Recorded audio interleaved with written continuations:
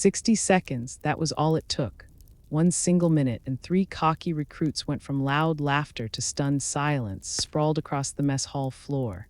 But what froze the room, what made every eye widen and every breath catch, was not the quick takedown itself. It was the name behind the calm face of the woman who had just ended it. Carter. A name whispered with respect across barracks and battlefields. A name that carried the weight of training, sacrifice, and battles most people will never know. And on that ordinary morning, I stood there, living proof of why legends are born in silence, not noise. Before we dive into the story, take a moment to like the video and subscribe, but only if stories of courage and resilience speak to you. And share in the comments where you are listening from and what hour it is in your corner of the world. It is always moving to see how far these stories travel and whose hearts they reach. This is not a story about a war fought in the desert or a mission carried out under the cover of night. This is not about gunfire or explosions echoing through a foreign land. No, this story was written under the harsh fluorescent lights of a military mess hall. It began with a woman who looked like she didn't belong, a handful of restless recruits who thought strength was measured by volume, and a single minute that stripped away every assumption. People remember it now as the legend of 60 seconds, but the truth is the fight was never the real story. The real story was what came after, when my name was spoken out loud and the past I carried could no longer stay hidden.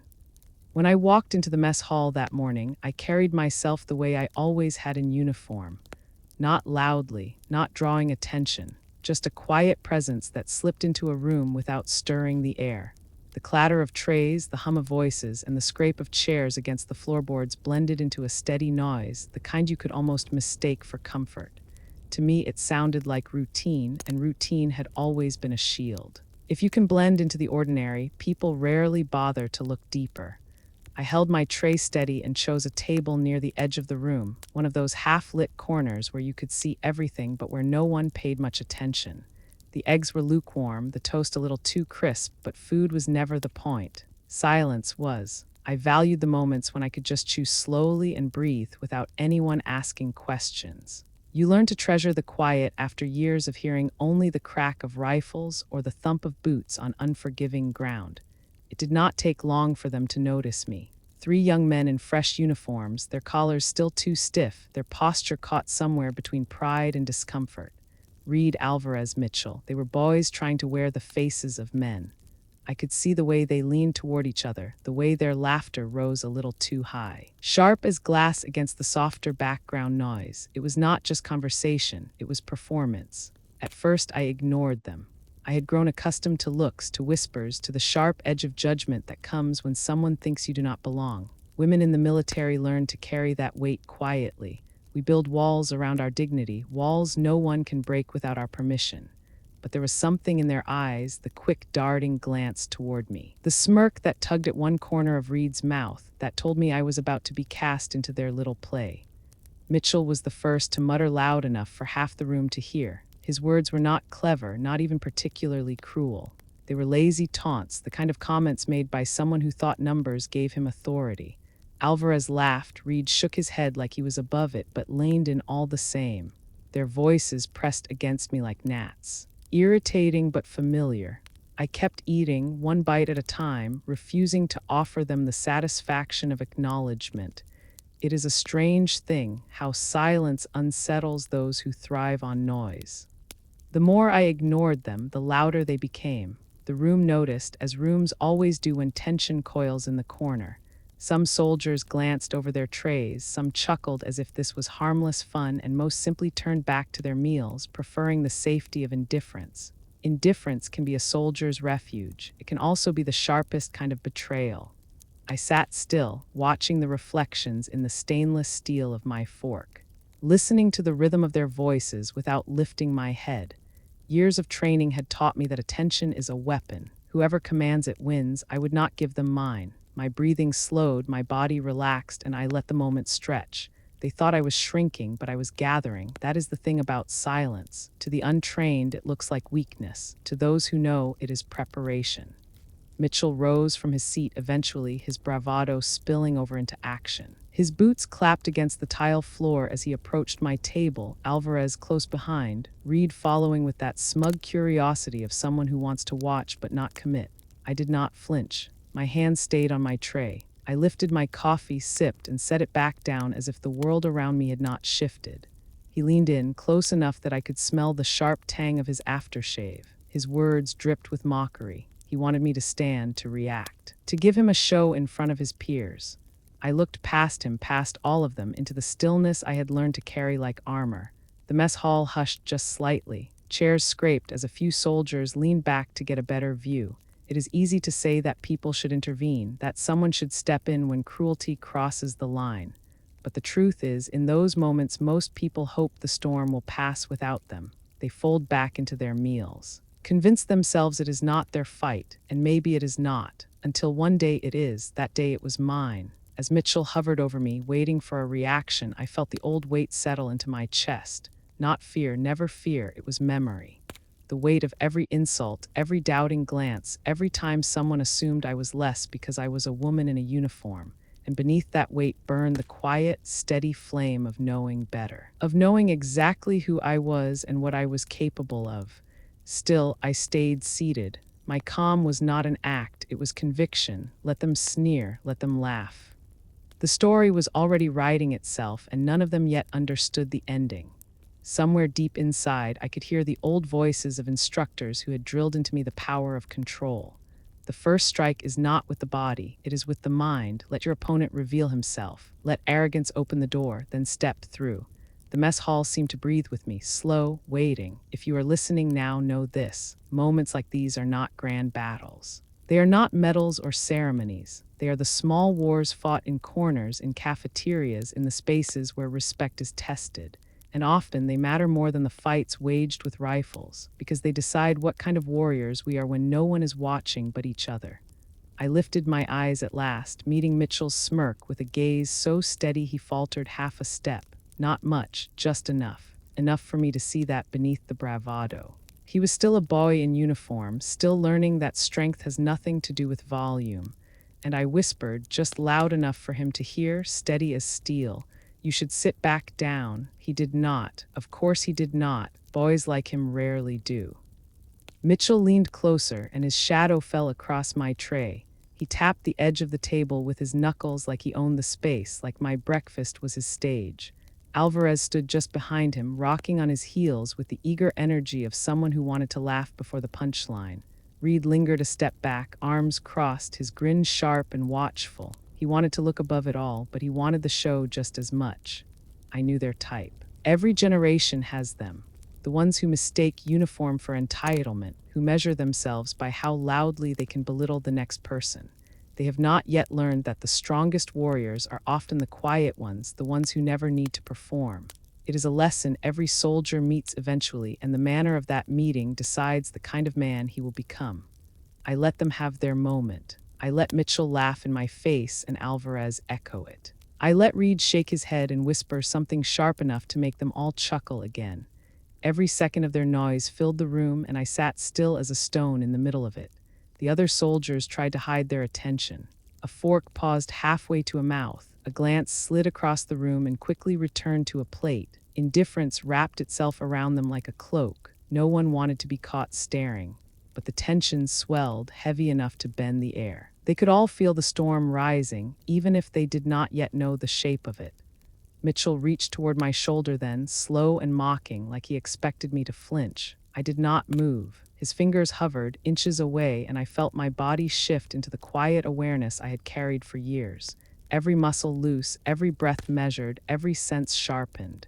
It was the same feeling I had in Alice overseas. The same readiness that had kept me alive when seconds meant everything. But this was not the place for that yet. Not here, not while his hands still lingered in the air, not touching, not crossing the line. Timing is everything, and patience is its own form of power. He laughed again, louder this time, filling the space with his bravado. Alvarez chimed in, and Reed's smirk deepened. To them it was a game. To me it was a memory repeating itself. I had seen these faces before. Different names, different years, always the same look. The certainty that they were untouchable. The belief that I was invisible. I lifted my fork slowly and took another bite of toast. Crunch echoed in the hush between their words. I chewed, swallowed, and met Mitchell's eyes with the same calm I had shown in the desert under fire. He did not like it. He wanted fear. He wanted protest. He wanted something to prove he had power over me. My calm unsettled him more than any shout could have. He pulled his hand back, curled it into a fist against his thigh, and hissed another insult meant only for me. I set my fork down carefully and leaned just slightly forward. My voice was low, steady, not for the room but for him. "You do not want to finish this." For the first time, Alvarez's grin faltered. He looked between us, some small seed of doubt flickering in his eyes. Reed chuckled under his breath, but there was hesitation there too, a thin crack in his smug facade. Mitchell bristled, straightening his shoulders, unwilling to let the warning land. He called me weak. He called me old. He said women like me had no place in uniforms. Words that were not new, words I had heard in barracks, on bases, whispered in mess halls just like this one. Words that once might have cut, but now slid off like rain on armor. I had faced worse than words. I had survived worse than boys. The room had grown quieter. Even those who pretended not to watch were listening now, forks still, spoons untouched. It is strange how silence spreads, how it can hold an entire crowd in its grip. I sat back in my chair, folded my hands on the table, and let the weight of my gaze rest on Mitchell. Years of discipline tightened in my chest, the same control that had guided me through chaos. My silence pressed against his noise until it cracked. He slammed his palm down on the table, rattling my tray, and half the room flinched. Alvarez laughed again, nervous this time, and Reed leaned in with eyes sharper now, searching. Mitchell demanded I say something, demanded I defend myself, demanded I prove I belonged. And still I did not move. Here is the truth they never tell you in training manuals. The hardest battles are not the ones fought with weapons. They are the ones where you are asked to prove yourself again and again to those who will never accept the answer. Every silence I gave them was not weakness. It was refusal. Refusal to let them decide the terms of my worth. I thought of the women I had known in uniform. The ones who had carried packs heavier than their bodies, who had marched through heat that burned skin raw, who had held rifles with steady hands while insults flew sharper than bullets. Women who had been doubted, dismissed, underestimated, and who had stood anyway. My silence was theirs too. Mitchell sneered, frustrated, and leaned closer, close enough that his breath brushed my cheek. Alvarez shifted, uncomfortable now, and Reed's smirk looked thinner than before. The storm was breaking. They did not know it yet, but the tide had already turned. I reached for my coffee again, lifted it slow, and drank. The heat slid down my throat, steadying, grounding. I set the cup back down without a sound. My hands rested on the table, loose, unthreatening, ready. That was when I saw it, the flicker in Mitchell's eyes. The moment when arrogance strained too far and tipped into desperation. He needed me to react. He needed the crowd to see me crumble. Without it, his bravado was nothing. And I thought to myself, not yet, not yet. The time will come, and when it does, it will not be noise that ends this. It will be silence. The mess hall hummed low again, whispers moving like wind through grass. People leaned toward each other, pretending to eat, pretending not to watch. But I could feel their attention, heavy as any spotlight. It is a strange thing to sit in a room full of people and know that every breath, every heartbeat, every blink is measured against yours. That is the weight of invisibility and the power of presence colliding in a single moment. I looked past Mitchell then, past Alvarez, past Reed, and let my eyes sweep the room. Soldiers looked down quickly, suddenly fascinated by their food, but they had seen, they would remember, they always do. Mitchell hissed another insult, voice cracking just slightly, and I smiled, not wide, not mocking. Just enough to let him know I had already won a battle he did not even realize he was fighting. The storm would break soon, but not in this chapter of the story. This was the waiting, the silence before the strike. So I sat there, calm as stone, and let them believe they still had control. And deep inside, I counted the seconds. I had seen storms take shape before, in deserts, in jungles, even inside the walls of barracks where tempers boiled hotter than the food on the trays. Trouble always began the same way, with a single careless word tossed like a stone into water. What came after was the ripple. Reed was the one who said it first, sharp enough for everyone nearby to hear. "This is no place for weak women." His voice carried across the room, louder than it needed to be. The kind of volume people use when they want witnesses. Alvarez chuckled, and Mitchell slapped the table with his palm like he was applauding the insult. Their laughter layered over one another, hollow and forced, but in a room where silence had gathered, it was enough to cut through. I kept my eyes on my plate, one more bite of egg, one sip of lukewarm coffee. The fork felt steady in my hand, the ceramic warm beneath my palm. The calm I carried was not practiced. Not staged, it was the only way I knew how to exist now. Too many years had taught me that noise burns itself out, but silence has a way of echoing long after. Mitchell stepped closer, his boots tapping in rhythm against the tile floor. He wanted attention, wanted the whole room to lean in. He leaned over my shoulder, his voice slick with mockery. "Come on, lady, say something, show us you belong here." I placed my fork down with care and turned my head just enough to meet his eyes. My voice stayed even, quieter than his, but it carried. "I am just eating my breakfast. You should return to your table." The words seemed simple, but they struck sharper than he expected. A few soldiers looked up, caught off guard by my calm. Mitchell blinked, his smirk tightening, then barked out a laugh to cover the slip. He glanced back at Reed and Alvarez as if to confirm he still held the stage. What he did not see was how the atmosphere had shifted. The laughter no longer rolled as easily. Whispers began at the edges of the room. Attention gathered, subtle at first, then stronger, like moths drawn to a quiet flame.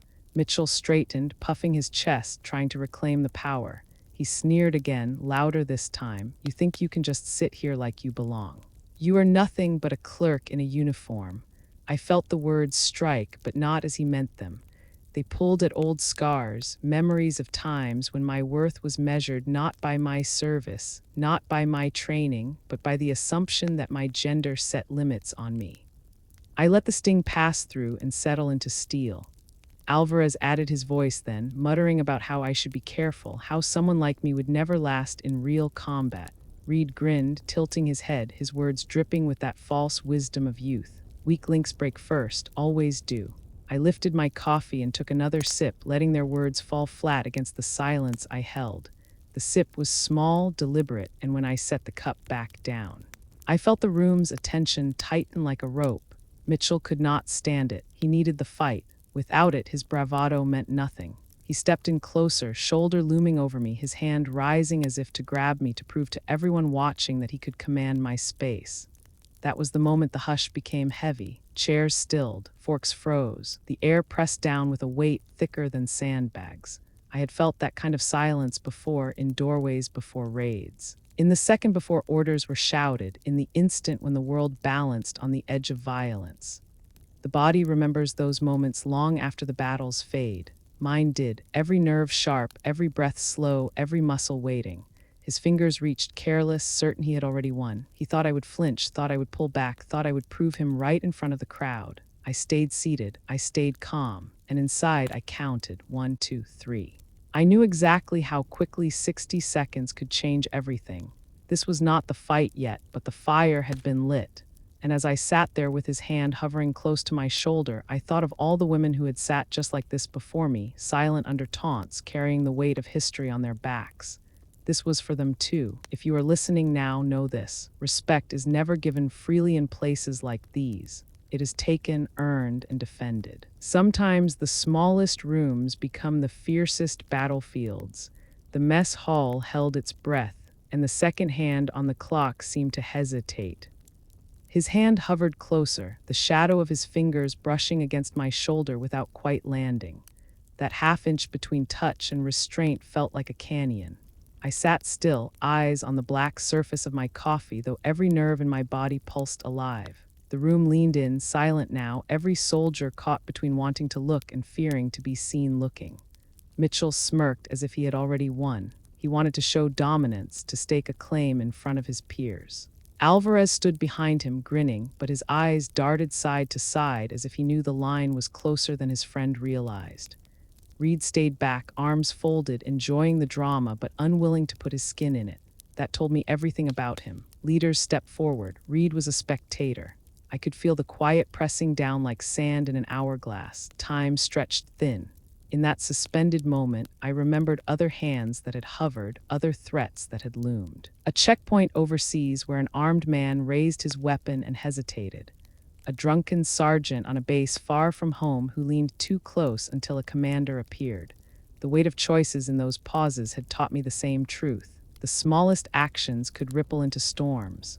Mitchell leaned in, voice dripping mockery. "What are you going to do? Call for help?" I lifted my eyes to his at last. My voice was calm, lower than his, but it carried. "Sit down, soldier." The words landed heavier than any shout could have. For a split second, I saw something flicker in his eyes. Not fear, not yet, but hesitation.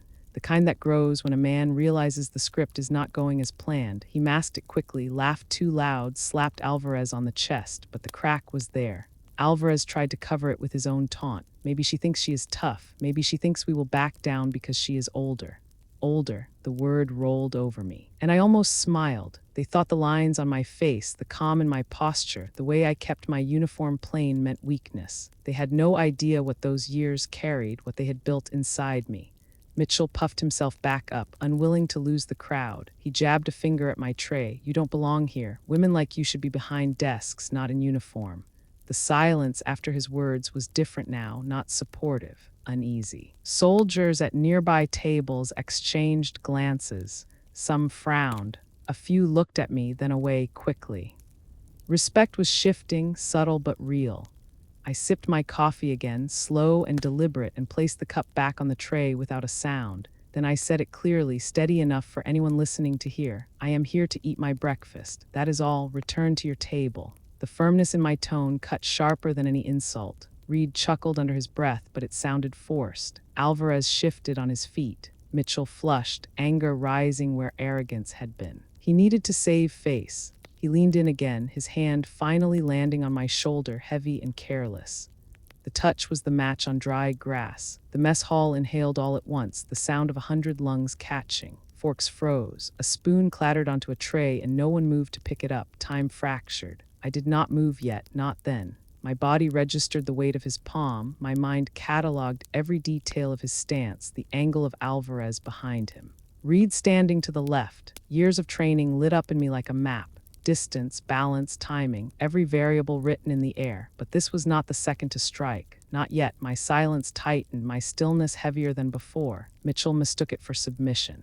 He squeezed my shoulder lightly, mocking. "See, nothing to it." That was when I looked him dead in the eyes and spoke low enough for only him to hear, but with steel sharp enough to cut. "You just made a mistake." The words landed. He blinked, uncertain. For the first time, he pulled back half an inch, his grip loosening. Alvarez's grin faltered. Reed tilted his head, studying me now, not mocking but measuring. The shift was small, but it rippled. I let the moment hang, stretched it thin, gave the room time to feel the balance tilting. Silence can be louder than a shout when it carries conviction. Then Mitchell barked another laugh, too loud, brittle at the edges. He told me I should be grateful he was giving me attention at all. He shoved lightly at my shoulder. A push meant more for show than harm, and that was when I knew the fight had already begun. Not with fists, not yet, but with the watching eyes, the hushed room, the tension strung taut as wire. The first battle is always for perception, and in that room I had already won more than he realized. I breathed steady, slow, the way you do when you line up a shot. Inside me. The countdown had started. The mess hall clock ticked, and I marked the seconds. 60 seconds can change everything. This was the prelude. The next chapter would bring the storm. But in that instant, as his hand shoved my shoulder and the room leaned closer into silence, I thought of all the times I had been told to stand down, to let it go, to walk away. And I decided I would not walk away this time. Respect was a battlefield too, and some battles are worth fighting. The moment Mitchell's hand pressed into my shoulder, time fractured. There are seconds in a soldier's life when the world sharpens, every detail etched in crystal. The scrape of a fork somewhere to my right, the faint hum of the fluorescent light above, the way his fingers dug into the fabric of my uniform as if he owned the right to hold me there. And then I moved. It was not rage that carried me forward. It was precision. Years of muscle memory stored deep in my bones answered before my mind had time to second guess. My left hand shot up, clasping his wrist in a grip that made him gasp. In the same breath, I pivoted out of the chair, dragging his balance forward. The momentum was his undoing. A twist, a shift of weight, and his body folded down into the seat he had tried to own. The chair groaned beneath his collapse as my knee pinned his arm against the edge of the table. he yelped. The arrogance gone, replaced with shock. The mess hall inhaled as one. Mitchell squirmed, but the lock was solid. His face flushed crimson as he tried to wrench free. I let him struggle for a beat, let every soldier in that room see the truth. Then I released him. His body tumbled sideways onto the floor, breath knocked out in a grunt. The instant I stepped back, Alvarez lunged. His tray clattered from his hand, food scattering like confetti across the linoleum. His face twisted, not with courage, but with the panic of a boy who realized the game had turned against him. He came at me fast, shoulder lowered, fists clenched. I did not retreat, I pivoted. His momentum was his greatest weakness.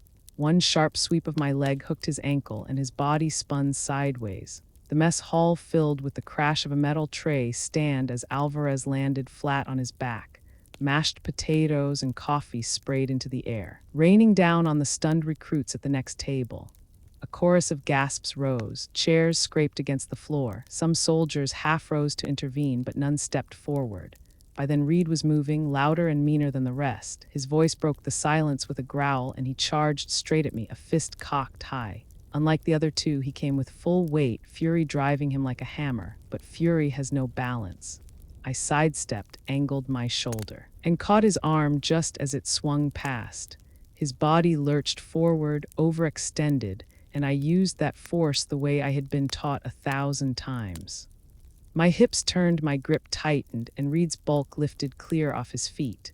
The slam onto the floor rang out like thunder, reverberating through the stunned silence of the mess hall. He lay there groaning, eyes wide, trying to understand how his power had betrayed him. And then it was over. Mitchell gasped on the floor near the table. Alvarez rolled, his uniform stained, still coughing from the impact.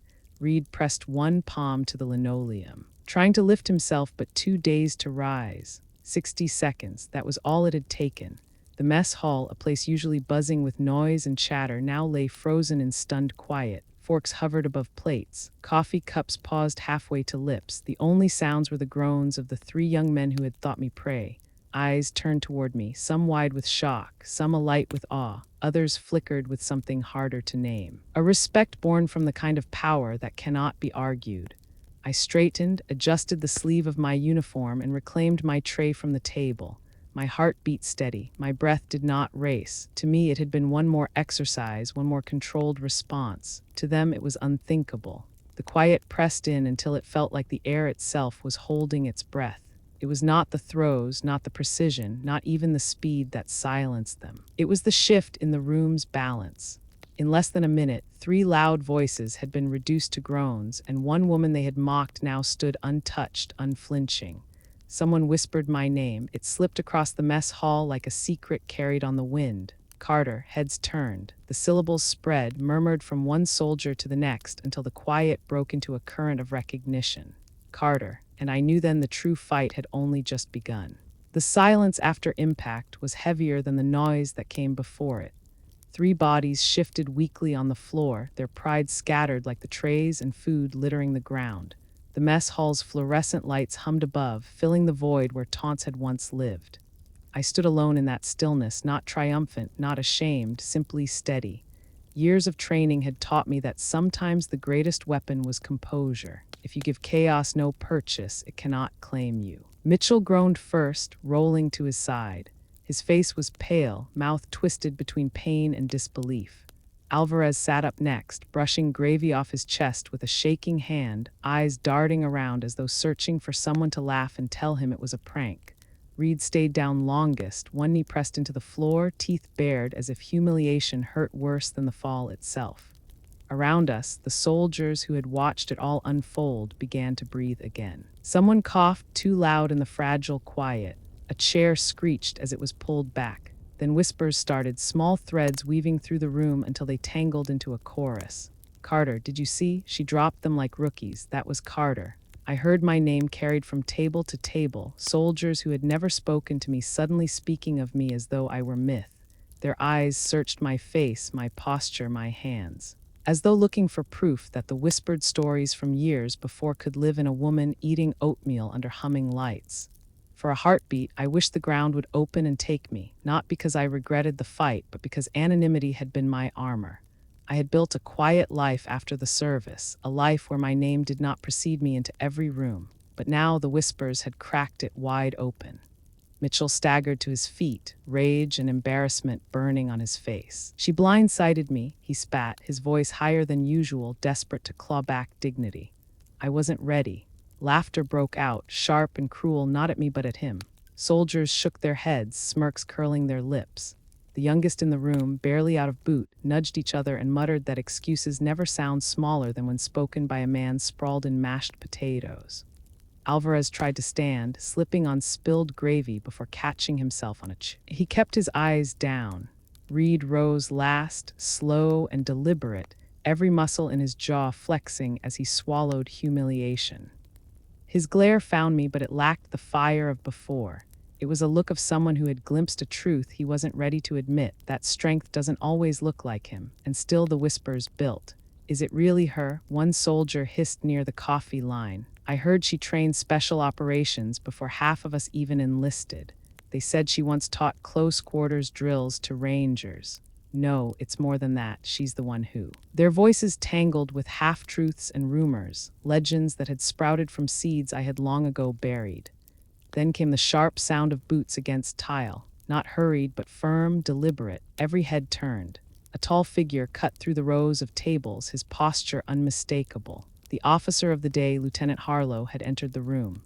His face betrayed nothing, though his eyes narrowed at the sight of 3 recruits standing amid chaos, food on the floor. Trays overturned, he stopped at the edge of the disaster and let silence do the work for him. His gaze swept the mess hall, lingering on each guilty face, then settling on me. "Report," he said, the words sliced through the air like a blade. Mitchell opened his mouth, but the sound that came out was pitiful. "Sir, she—" "Silence," Harlow barked, his tone a thunderclap. Mitchell snapped his jaw shut. A non-commissioned officer stepped forward from the back. Sergeant Delaney. Old enough to have gray streaking his hair, but sharp enough to see what had truly unfolded. His eyes found mine briefly, and something flickered there. "Recognition. That's Carter," Delaney said, his voice low but firm enough to reach the lieutenant's ear. The name shifted the air again. Harlow's brow lifted almost imperceptibly, but his tone stayed flat. "Carter?" "Yes, sir," Delaney confirmed. "Retired, former instructor, hand-to-hand combat, decorated." Mess hall held its breath. Soldiers leaned closer, every ear straining to catch confirmation of the rumor now spoken aloud. Harlow turned to me fully then. His expression remained unreadable, but I saw the calculation in his eyes. Authority demanded he address the violation of order. History demanded he acknowledge who I was. "Carter," he said, his voice softer now, laced with a respect he could not entirely mask. "Is that correct?" I inclined my head. "Yes, sir." A murmur swept the room like wind through leaves. No more whispers now. The truth hung in the open. Harlow regarded me for a long moment, then shifted his attention to the 3 recruits. Mitchell with his flushed face, Alvarez still brushing food off his uniform, Reed stiff with unspoken anger. "You 3, he said, his voice cold as steel. "Front and center." They obeyed, shuffling forward with the reluctance of men walking to their own judgment. The laughter that had bubbled earlier died into silence again. Harlow's gaze cut into them. "You embarrassed yourselves. You embarrassed this uniform, and you embarrassed the values you swore to uphold. A soldier who cannot respect his fellow service member has no place here. A soldier who would harass and belittle is not a soldier at all." Mitchell swallowed hard. Alvarez's eyes darted. Reed's shoulders squared, but his hands trembled. "This incident will not vanish," Harlow continued. "You will answer for it. Until then, consider yourselves restricted and under observation. Report to your drill sergeant immediately after mess. Do you understand?" Their voices came together in a broken chorus.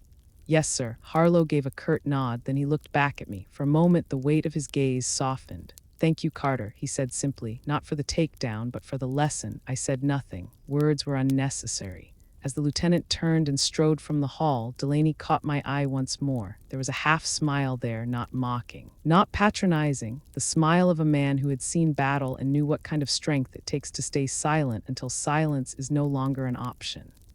The recruits shuffled after their punishment, faces pale, dignity shredded. The soldiers left behind whispered again, but the whispers had changed. No longer mocking, no longer doubtful. They carried awe now, curiosity, even pride. "Carter, that was her." I picked up my tray, found a clean chair, and sat down again. My oatmeal was cold, but I ate it anyway, because life is not built from the moments of spectacle, but from the quiet after, and I had always lived in the quiet.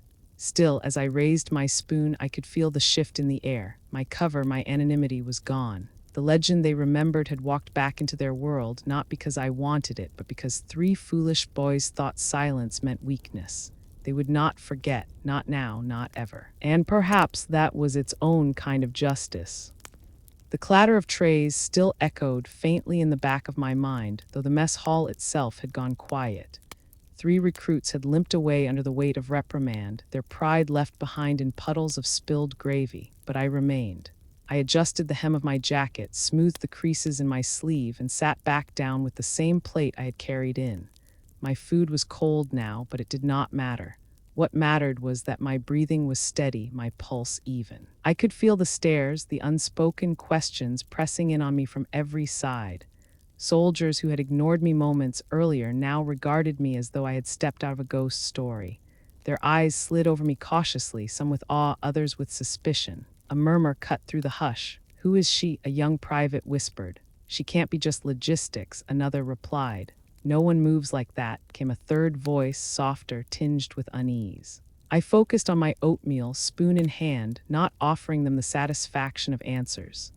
Silence, I had learned, could speak louder than words, and right then silence wrapped itself around me like a shield.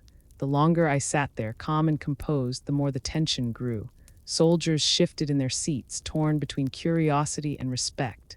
Every now and then I caught a pair of eyes snapping away when I looked up. They wanted to know, they wanted to believe. Then the sound of boots struck tile, steady and firm. The door to the mess swung open and Lieutenant Harlow returned, this time with another figure beside him. Major Whitaker. His reputation preceded him, a man with little patience for theatrics and even less for breaches of discipline. His chest bore ribbons that spoke of campaigns overseas, but his eyes were sharp, focused on the present. The hall straightened instinctively. Forks lowered, conversations stilled. The storm was not over, it had only shifted shape. Whitaker's gaze swept the room, settling on me with unsettling precision. He stopped a few feet away, his shadow falling across my table. "Carter," he said, his tone level but edged. "Stand." I obeyed without hesitation, rising slowly. My tray remained untouched on the table. For a long moment we faced each other. His stare was a test, a weight pressing down, probing for cracks. "You handled 3 of my recruits in less than a minute," he said. "That's impressive, but what I want to know is why." I held his gaze. "Because they put their hands on me, sir, because they disrespected the uniform they wear, and because no one else in this room moved to stop them." The honesty of my words seemed to ripple through the hall. Soldiers shifted in their chairs, guilt shadowing some faces. Others sat straighter, as if silently agreeing. Whitaker studied me for a beat longer, then nodded once, crisp. "Fair enough." His eyes flicked to the others in the room. "Let this serve as a reminder. Discipline is not optional. Respect is not negotiable. Any soldier who forgets that will find themselves answering to more than just me." The air shifted, relief mingled with unease. His words carried the weight of both judgment and lesson, and no one dared speak against it. Then, almost as an afterthought, he looked back at me. "You kept your composure. That much I commend. But Carter," his voice dipped quieter, "your name carries history. People remember. Stories follow you whether you invite them or not." A low hum of whispers rippled again. "Carter, history, stories." The words spread like embers catching dry grass. I met his gaze without flinching. "With respect, sir, I didn't come here for stories. I came here to eat my breakfast." The faintest curve touched his mouth, not quite a smile, but close. "Then finish it. You've earned the right to silence." With that, he turned and strode out, leaving the echo of his boots and the weight of his words behind. The hall exhaled as one. Conversation rose again, but softer this time, reverent. Soldiers leaned toward each other, trading rumors, piecing fragments of truth into legends. I sat down again, spoon in hand, and let them talk. I knew what would come next. They would ask, they would speculate. Some would swear they knew the truth about my past, others would invent it, but none of them would ever really understand. Because the truth of Carter was not written in medals or training logs. It was written in scars, in nights without sleep, in memories of places most of them would never see. It was written in silence. Still, as I ate, I felt the shift settle deep into the bones of the room. No one looked at me as invisible anymore, and that, more than any takedown, was the storm's true aftermath. And deep down, I knew this was only the beginning. By the time evening rolled in, the mess hall incident had already spread like wildfire. Stories never travel faster than when they feed both curiosity and pride, and this one carried both. The walk back to my quarters was quiet, yet I could feel eyes trailing me, some full of awe, others tinged with doubt. A few recruits even straightened their backs as I passed, as though proximity to me demanded sharper discipline. Inside the barracks, the whispers grew teeth. I caught fragments drifting through the corridors, snippets traded like contraband secrets. "She's the one who taught combatives at Bragg, I'm telling you." No, it was Ranger School. My cousin said her name came up during pre-deployment drills. "You're both wrong. She was Delta support. Only reason we don't know the full story is because it's still classified. The theories spun wild, some ridiculous, others uncomfortably close to the truth." I kept walking. I had learned long ago that silence lets a myth grow faster than denial ever could. That night, as I sat on the edge of my bunk, polishing the same pair of boots I'd worn for years, I overheard another conversation through the thin walls. Two young soldiers spoke in hushed tones, believing their words private.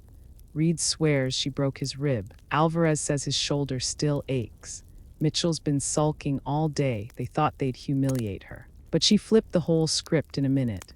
"Less than that," the other corrected. 60 seconds. Did you see how calm she was? Like she'd done it 1,000 times before, like it wasn't even effort." The first whistled low. "You think it's true what they say, that she used to train SEAL?" A pause, then the second voice dropped lower, almost reverent. "I don't know about SEAL, but I heard an old sergeant call her Carter the Ghost.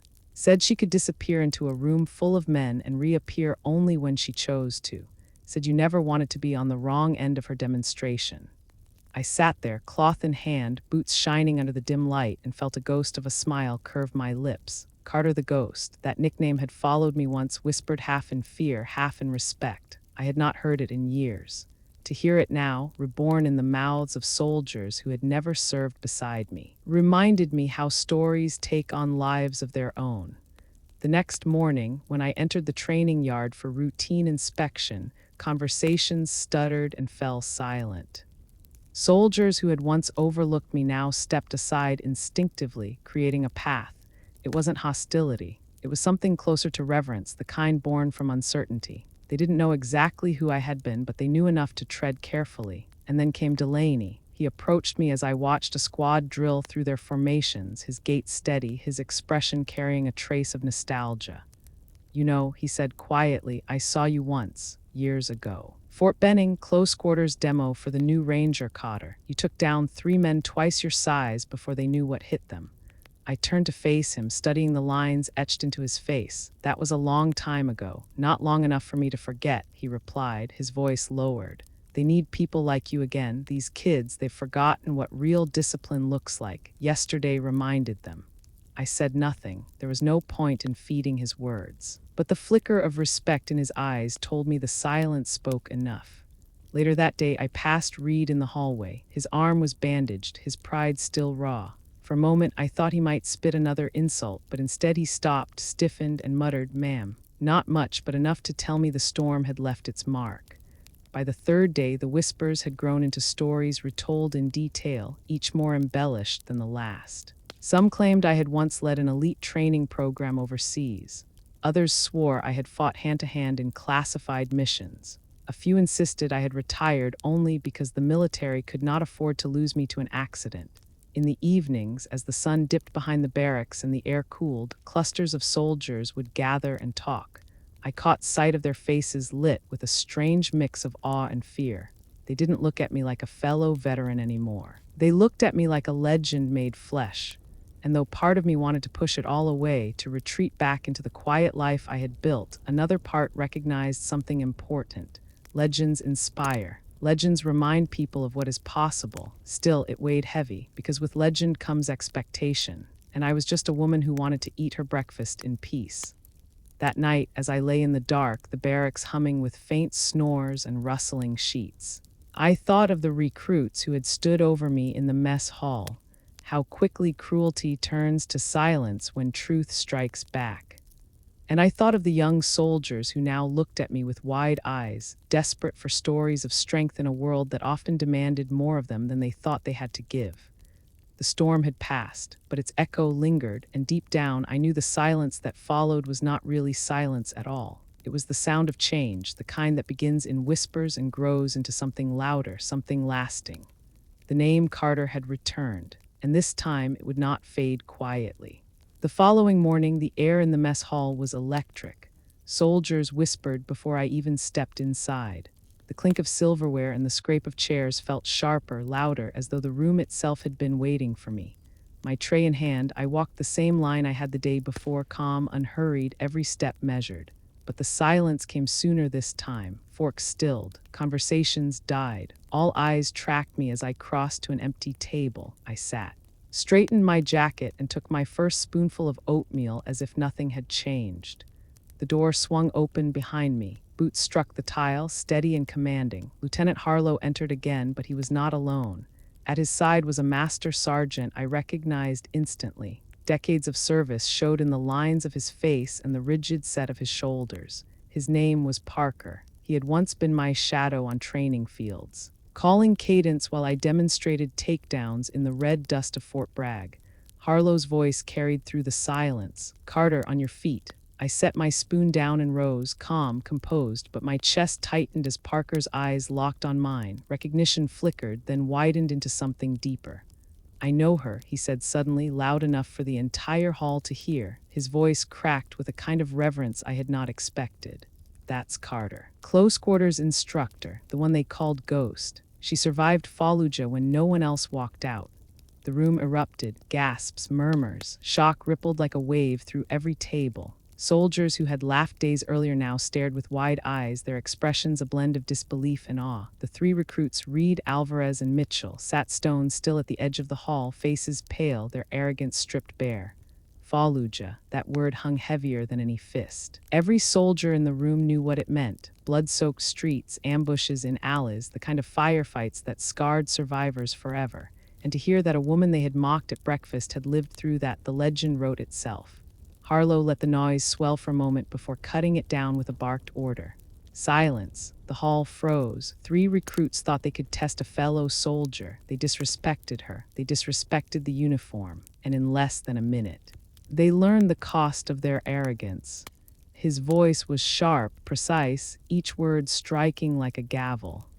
"Make no mistake, this is not about strength of arms. This is about discipline, about respect. Without it, the whole chain breaks, and if the chain breaks, men and women die." Mitchell shifted in his chair, Alvarez dropped his eyes to the floor, and Reed clenched his jaw hard enough that the muscles twitched. Harlow's gaze pinned them in place.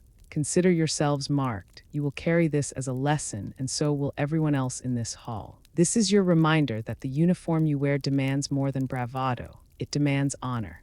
His words echoed, and for a long beat, no one moved. Then slowly, conversations resumed, though softer, more subdued. The soldiers no longer whispered about a nameless woman. They spoke about Carter, about the ghost, about Fallujah.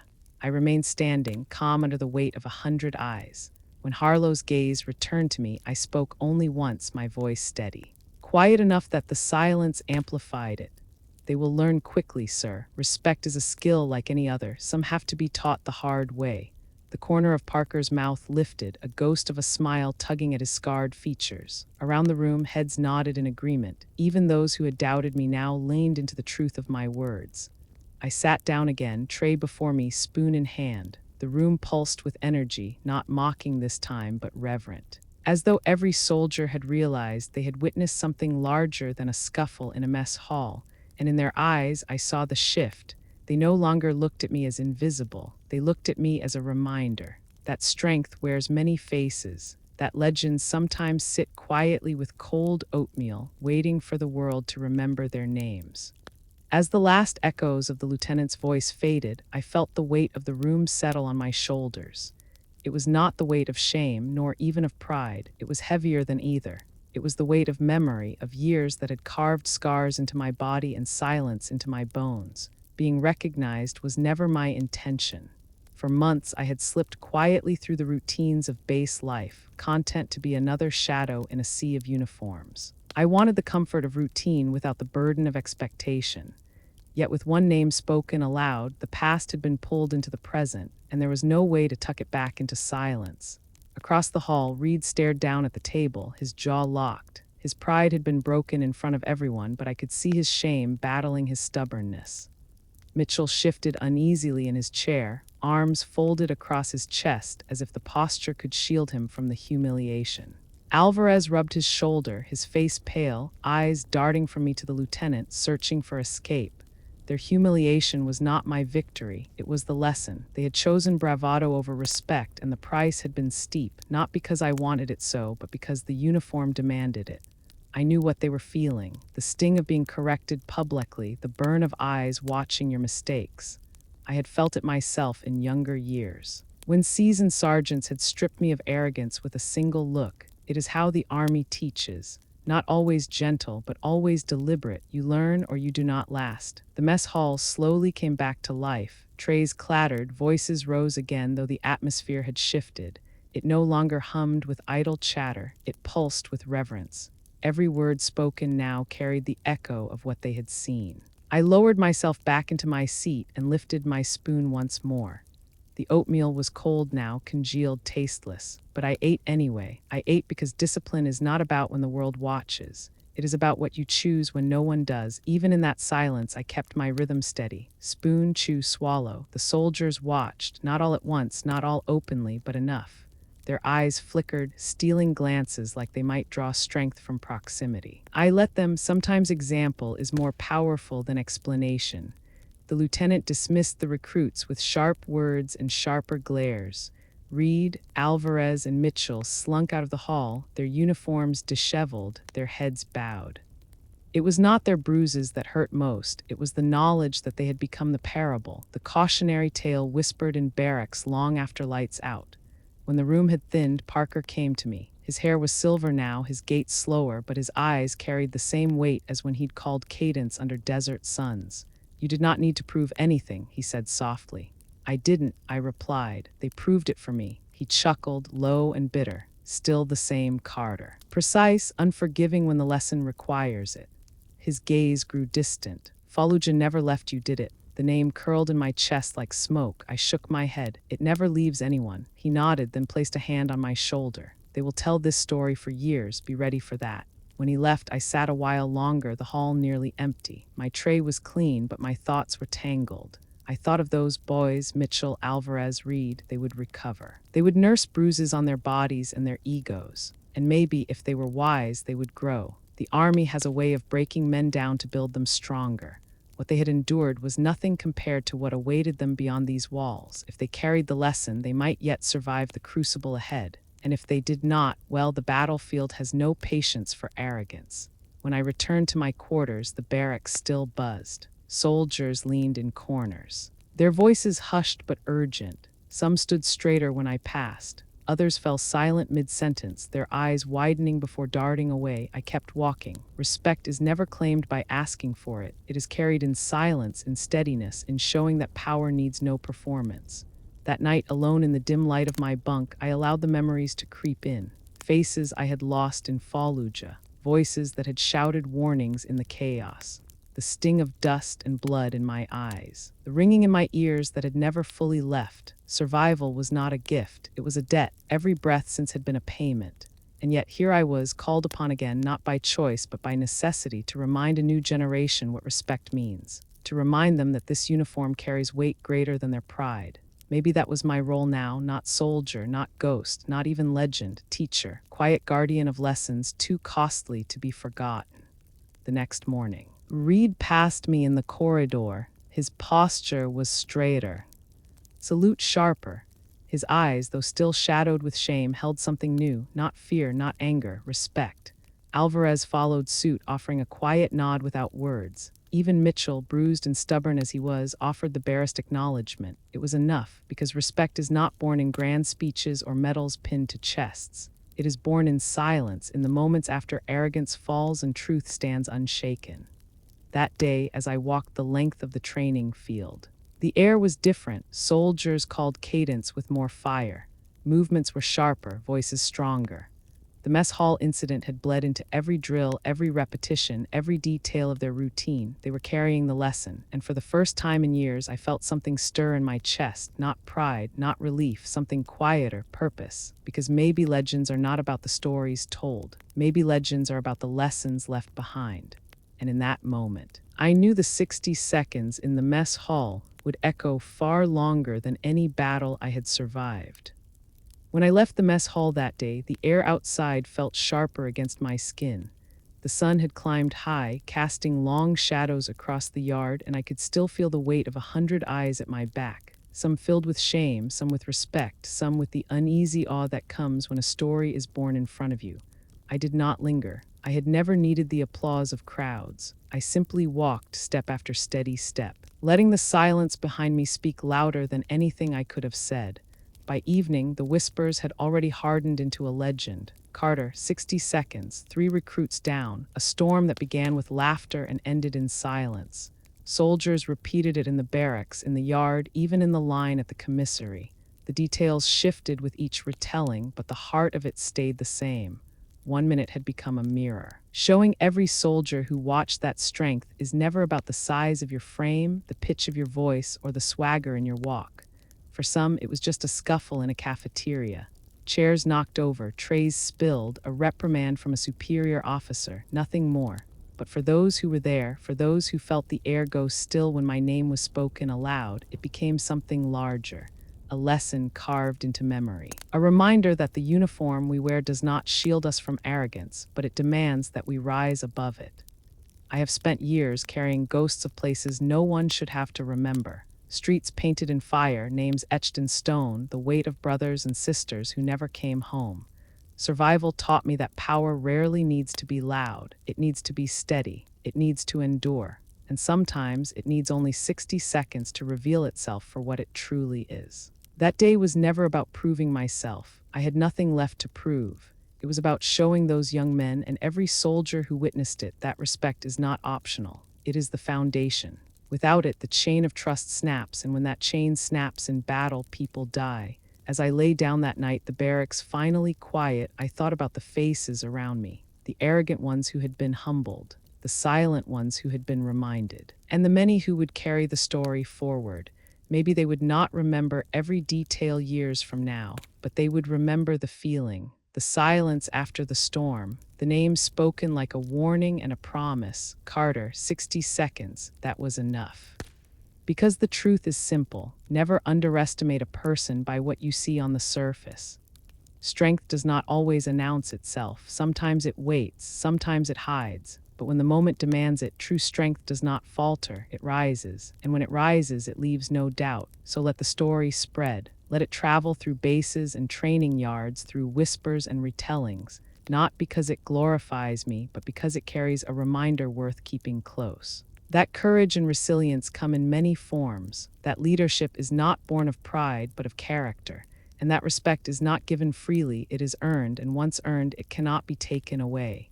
If this story spoke to you, subscribe to Military Revenge for more untold stories of courage and resilience. And share your thoughts in the comments. What would you have done if you had been in that mess hall?